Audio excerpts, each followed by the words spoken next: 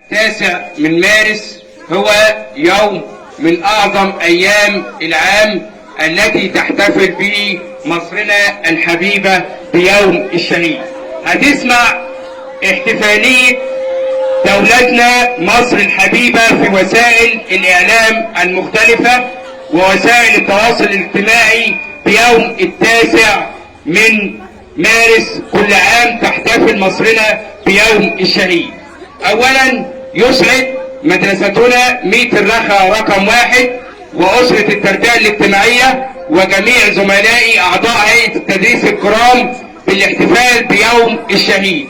يعتبر هذا اليوم من أعظم أيام العام، ولعلك تتساءل أعزائي الطلبة والطالبات بسبب هذا اليوم بالخصوص في هذا العام.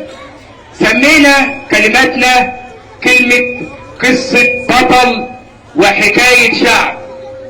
حكاية شعب أصيل الشعب المصري، والبطل هو أركان حرب الشهيد عبد المنعم رياض. سوف نتجول في هذه الشخصية العظيمة الفريق أول عبد المنعم رياض لتشهد له بالرحمة والغفران لأنه استشهد في حرب الاستنزاف. سوف نتجول جولة تاريخية تحت عنوان حب، انتماء، تضحية. حب الوطن، الانتماء لهذا الوطن، التضحية من أجل هذا الوطن. يجب أعزائي الطلبة والطالبات تفتخر بهذا الشهيد لأنه ولد في إحدى قرى محافظة الغربية وبالأخص قرية سبربي مدينة طنطا محافظة الغربية. ولد هذا الشهيد عام 1919.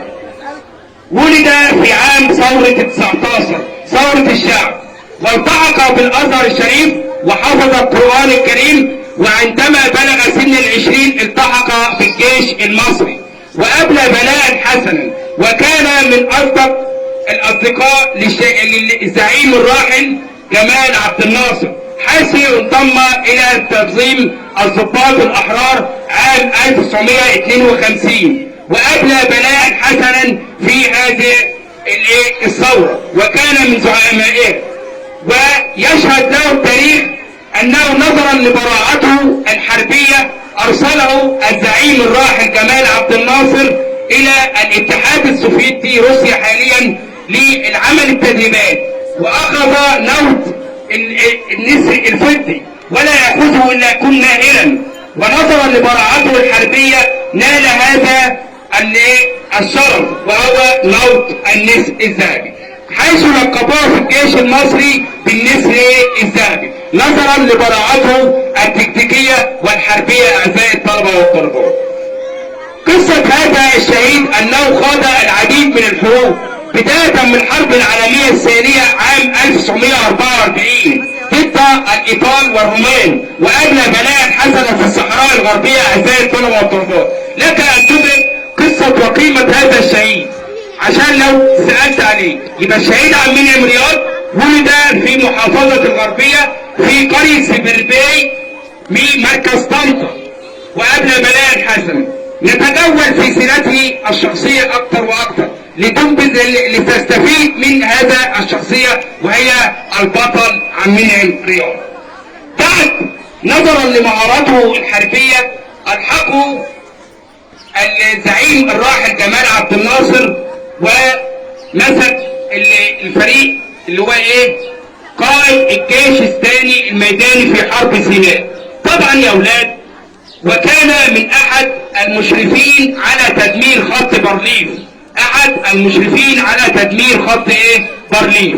طبعا في سنة عام 1967 بعد هزيمة 67 نكسة 67 الى عام 1973 كانت هناك مناورات تسمى حرب الاستنزاف، وهذا الشهيد عبد المنعم رياض أبلى بلاء حسنا في هذه الحرب، حرب الاستنزاف عام 1969.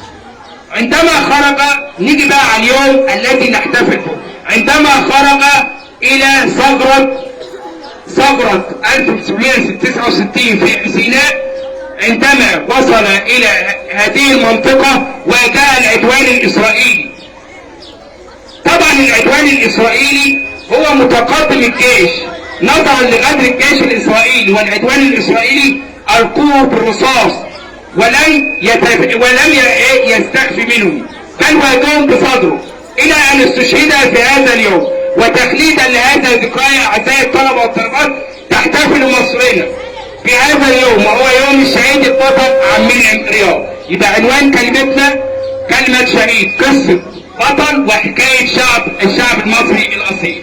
البطل هو عبد المنعم رياض، وكلمتنا كانت بعنوان حب هذا الوطن، الانتماء لهذا الوطن، التضحية من أجل هذا الوطن. يبقى يا أولاد شكرا لحضراتكم، وإلى لقاء آخر أعزائي الطلبة والطالبات.